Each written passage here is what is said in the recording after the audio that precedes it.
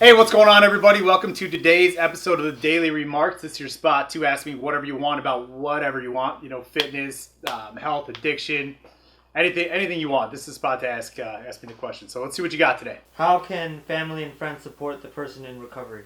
I mean, obviously, there's multiple ways to support it, but it depends where you're at. The person is at in the recovery. I mean, where I'm at now, they support me with completely different than they did when I was at my lowest. But there was a time, obviously, when I talked about this before, they had to detach from me. So there comes a time when supporting them doesn't really mean anything more than getting away from them, because you can't enable them. You know, if you're sending them into rehab, or you're doing something where you're going to rehab, then yeah, you want to go visit them. You want to talk to them as much as you can, answer the phone, because if they're there, then that's one type of support you need to do there. But you can't basically baby them and coddle them. You know, my mom was probably guilty of that a little bit, coddling me too much, which caused me to not be able to.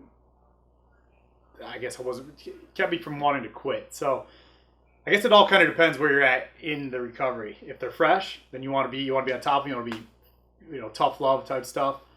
If they're not listening, you got to detach. And if they're on their way out, you just need to love them, care for them, spend as much time with you, get them back involved in your family. Start the rebuilding process slowly. What helps you get through the bad days? I don't have any bad days. No. Like most of the things I talked about, God does. I love working. So those two things are kind of there. But obviously, the worst days of my life, the things I don't talk about when you can tell I'm in a bad mood or something like that, is I think about my son, and I think about not letting him down. I think about the fact that where I was this time last year, where I was years ago, I'm not going to let him down. So my bad days, I look to him, and I play in my mind the future of where I'm at, everything I've overcome, where I'm, what I'm working towards. It's already there, so I'm there. So the bad day, I worry about him, I focus on him, and I think of in the future. I move into the future, and I live there. Who is your hero and why? My Uncle Steve. He was super close to me. He taught me everything I know about making money. He taught me how to party and how to have a good time, but he also taught me how to be smart, and he was always there.